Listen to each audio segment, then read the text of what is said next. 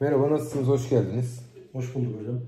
Size yaklaşık 4 haftadır tedavi veriyoruz. Sertleşme sorunu nedeniyle gelmiştiniz ama aslında gerçekten çok ciddi ve ileri derecede bir sertleşme sorunu olmamasına rağmen sizi yaklaşık 15 yıldan beri uğraştıran bir sertleşmeyle ilgili bir sıkıntı vardı. Bu süreç içerisinde birçok olaydan geçtiniz. Bu yolla, uzun bir yoldan geldiniz. Yani uzun bir yol derken coğrafi olarak değil ama yaptırdığınız tedavi anlamında gerçekten uzun bir süreç var. Zorlu süreçlerden geçmişsiniz. Ben şimdi şeyi çok merak ediyorum. Hastalara yol gösterici olması adına sizin tecrübeniz gerçekten önemli. Yani başınıza gelen olaylar, yaptırdığınız tedaviler, aldığınız sonuçlar nasıl oldu, nasıl ilerledi? Bize bu konuda bilgi verebilir misiniz acaba? Hocam 15 yıldır süre gelen bir tane durumum var. Bu da benim epey bir yordu. Ben teşhisinin de tam olarak net olarak konduğunu düşünmüyorum. Venöz kaçak dendi. Venöz kaçak ameliyatı oldum. Bir faydasını görmedim. Ardından embolizasyon tedavisi oldum. Oradan da bir faydasını görmedim. Ama gittiğim birçok ürologda... Bu arada başka tedaviler de oldunuz galiba. Tabii yani şok dalgası, PRP falan da denedik. Onlardan da yani kısmen fayda gördük diye. Şok dalgası oldunuz, PRP tedavisi oldunuz. Evet.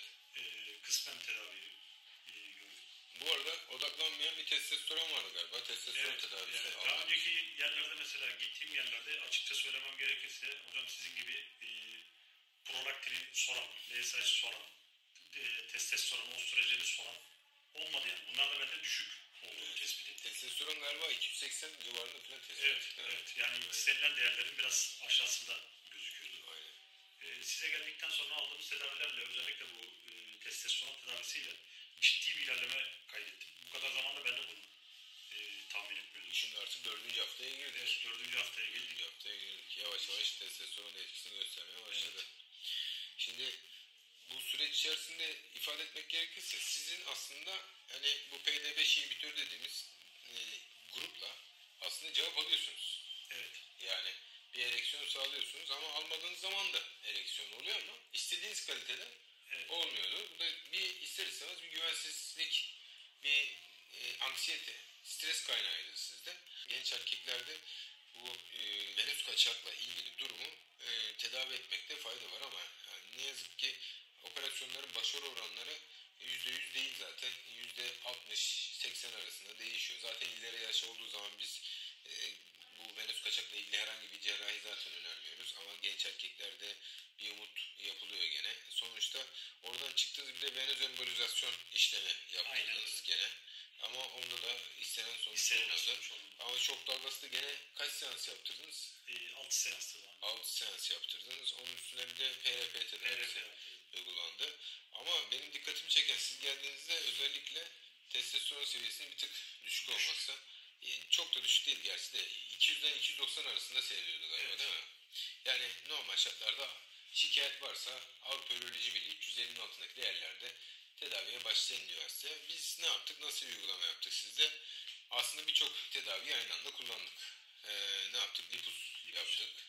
Şimdi 8. seans yapacağız. PRP yapmadık. PRP de yaptık size ama yoğunlaştırılmış PRP tarzında bir PRP yaptık. Ozonla karışık 6 tüpün yaptığımız yoğunlaştırılmış bir PRP yaptık. Ondan sonra bir de egzozom tedavisi yaptık. Bir de tabii testosteron tedavisi yaptık.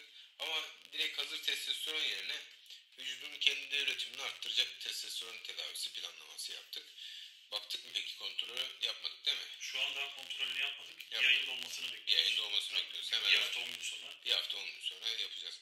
Ya benim tahminim büyük ihtimalle sizin testosteron 600-1000 bandında filandır. Yani en büyük ihtimalle. Enerjide bir artış oldu mu peki? Ciddi bir artış oldu. Yani üstünde böyle bir kötü bir halsizlik. Böyle fazla yaşama sevinci yok derler ya. Ya da üşengeçlik olur. Ama şu an acayip enerjik hissediyorum kendimi. Spor yaparken yansıyor mu spora falan? Kesinlikle. Yansıyor değil mi? Kesinlikle yansıyor. Ben de kullanacağım da işte bakalım. Ben de planlama yapıyorum. Neyse.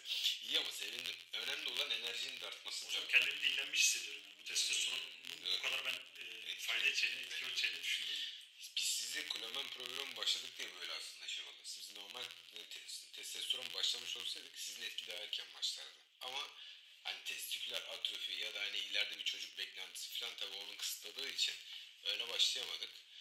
Yani geçen de hani biraz önce söylemiştim, bazen kullanmaya başladığımızda growth düşebiliyor diyor, growth hormon, ama onu da takip edeceğiz, onu da zaten konuştuk.